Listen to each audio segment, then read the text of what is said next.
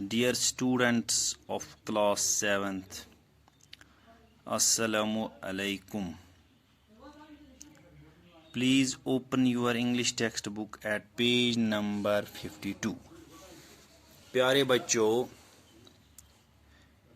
आज हम आपके सिलेबस में जो इंग्लिश सेक्शन में जो पोइट्री सेक्शन है इंग्लिश सब्जेक्ट में, उसकी जो दूसरी पोएम है ट्रीज वो पढ़ने जा रहे हैं, जो जॉयस किलमर ने लिखी है। बच्चों, जैसा कि आप जानते हो कि जो ट्रीज हैं ये हमारे एनवायरनमेंट के लिए बहुत ही ज़रूरी हैं। ये हमारे माहौल को साफ रखने में एक कलीदी रोल अदा करते हैं। हम जानते हैं कि ट्रीज हमें ऑक्सीजन फराहम करते हैं और जो हम कार्बन डाइऑक्साइड जो माहौल में ऐड होता है उसको एब्जॉर्ब करने में ये एक अच्छा खासा रोल निभाते हैं। ट्रीज हमारे माहौल को बिल्कुल माहौल का जो तवाज़ुन होता है उसको बरकरार रखने में एक अहम और कलीदी रोल अदा करते हैं।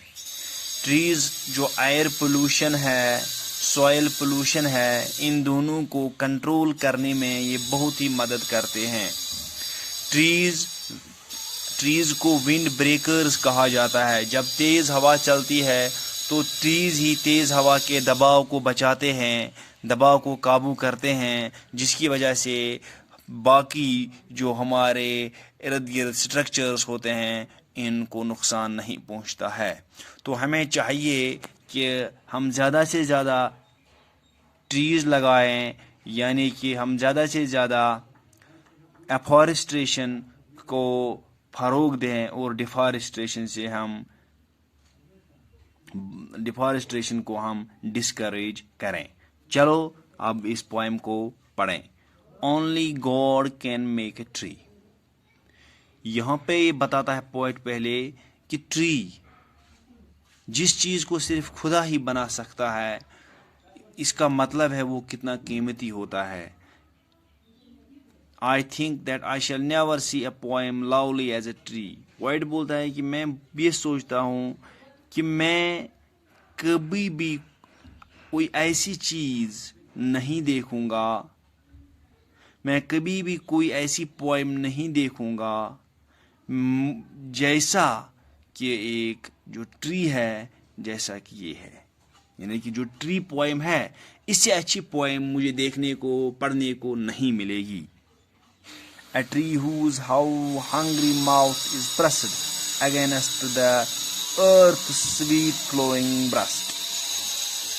बच्चों, जैसा कि आप जानते हो कि जो ट्री होते हैं इनका जो माउथ है वो इनके रूट्स होते हैं, इनके रूट ज़मीन में लगे होते हैं और वहाँ से ही वो अपना गुज़ा हासिल करते हैं।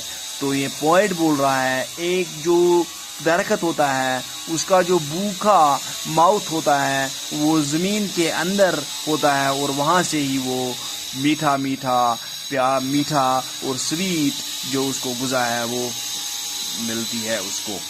A tree that looks at God all day and lifts her leafy arms to pray। एक दरख्त जो दिन भर खुदा की तरफ देखता है, क्योंकि ये आसमान की ऊंचाइयों की तरफ देखता है, and lifts her leafy arms to pray, और अपने जो लीफी आर्म्स होते हैं, जो ब्रांचेस पे आर्म्स होती हैं, उनकी तरफ, जो ब्रांचेस पे लीफ्स होती हैं उनको पोएट आर्म्स कहलाता है, बताता है, और उनको उठा के वो आसमान की तरफ दुआ गो होता है। A tree that may in summer wear a nest of robin in her hair। एक ट्री जो समर में एक अपने अंदर एक घोंसला रखता है। एक ट्री जो होता है वो समर में अपने अंदर अपने के लिए बर्डों के लिए एक घर बन जाता है, क्योंकि जो ट्रीज होते हैं اکثر ٹری برڈوں کے پرندوں کے گھر بن جاتے ہیں. upon whose bosom snow has land, who ultimately lives with rain. اور جو ٹری ہوتے ہیں اس پہ رین پڑ جاتی ہے, اس پہ بارش آتی ہے, اور اس پہ جب سنو پڑ جاتی ہے تو وہ سنو اس پہ ٹھہرتی ہے اور پھر آگے دھیرے دھیرے وہی سنو پگھلتی ہے اور نیچے ہماری طرف رین کی بارش کی شکل میں آتی ہے, یعنی کہ نیچے پانی آتا ہے.